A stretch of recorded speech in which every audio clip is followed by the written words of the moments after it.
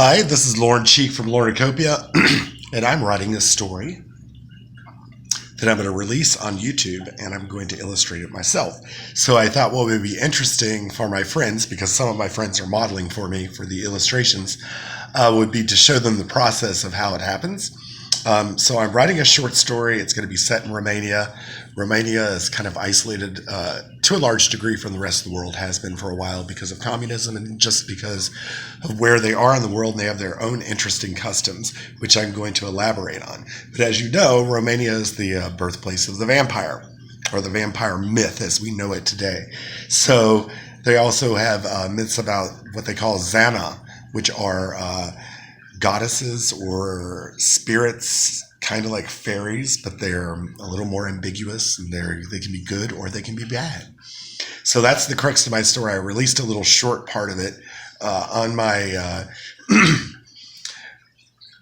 Lornicopia website just as a teaser. And of course, all of that will change as the thing evolves. But let me show you some of the concept art and how it evolves.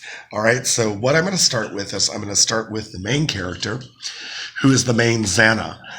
And the main Zana, I wanted to be very, very black because in Romania, people are swarthy and generally kind of like olive complected with darker hair, darker eyes, darker skin. They're very beautiful people and very unusual features. But they rarely see black people or white people like me that are as white as I am. Sometimes Romanians have blonde hair, blue-eyed people. But typically if you find in folklore about a vampire or something, they have red hair. If you have green eyes, you might bewitch somebody. So it's a fascinating sort of conceptualization. They're actually very smart people, but their folklore is amazing. So that's the crux of the story. So let me show you the evolution of the first Zana. So when I started drawing what I wanted her to wear. I'm going to focus in on it.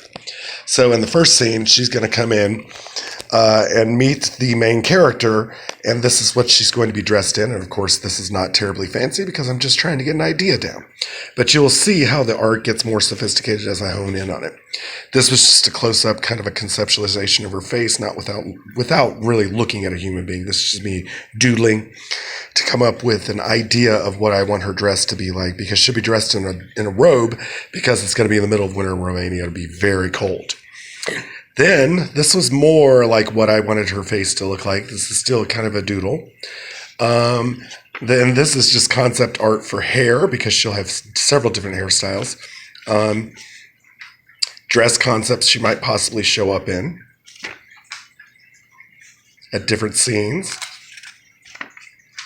This is another alternate look to the cloak that I first drew with a muff and kind of a Romanian collar, actually, on the coat. This is kind of a Romanian style. It's very sophisticated, very sleek. Another one.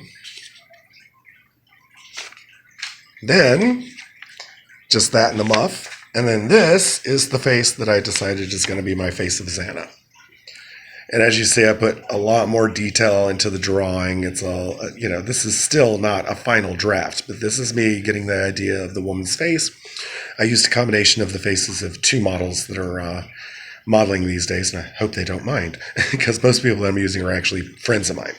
All right, so this is the first Zana. This is the older woman that's going to end up having a baby because she requested. And the Zana answers her call, and that's just a doodle. It's not her final face, but it's an idea of what she might look like. Then I'm going to show you the title,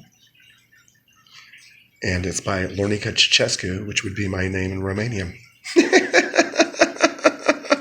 And this, of course, will become artwork that will be a little bit more intricate.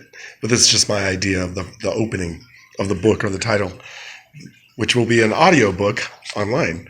This is one of the Zanas. I want to have 9 of them because 9 is a magical number in Romania.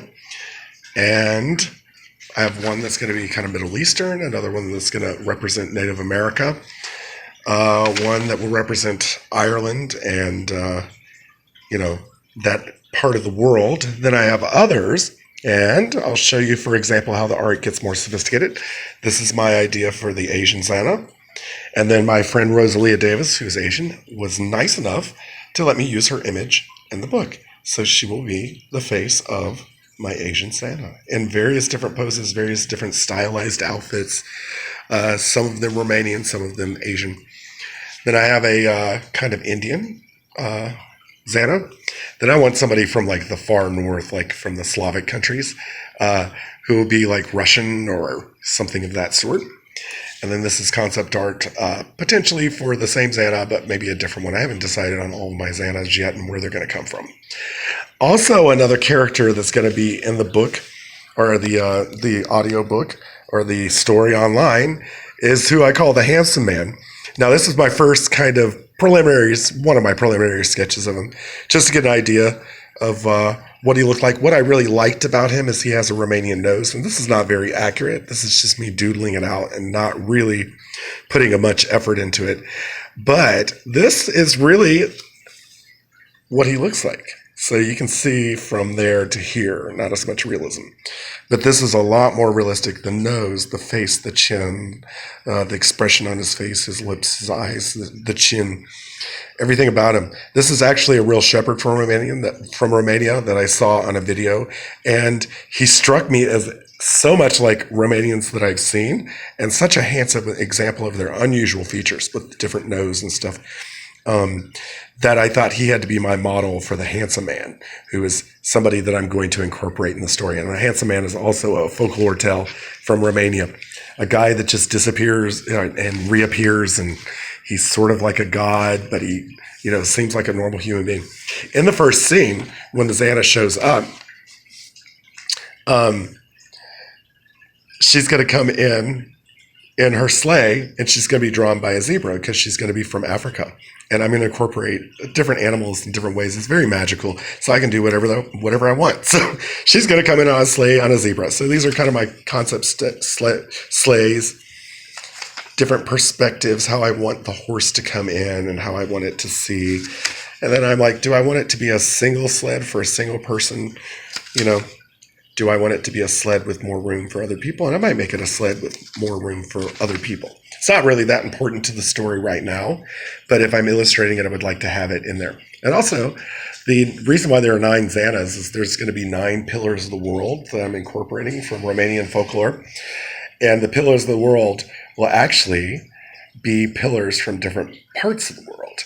So you see like an Indian pillar, an American pillar, which would be like a sort of like a totem pole, and then an Asian pillar. And this is just the concept art. And we detail it more, just like I did, with this guy and with the Xana, where it's a real illustration with much more detail and much more beauty to it when I do it. But I was pretty happy with the results of this. Anyway, that's what I'm working on.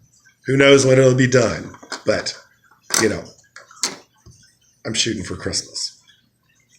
Lornacopia. Talk to you later.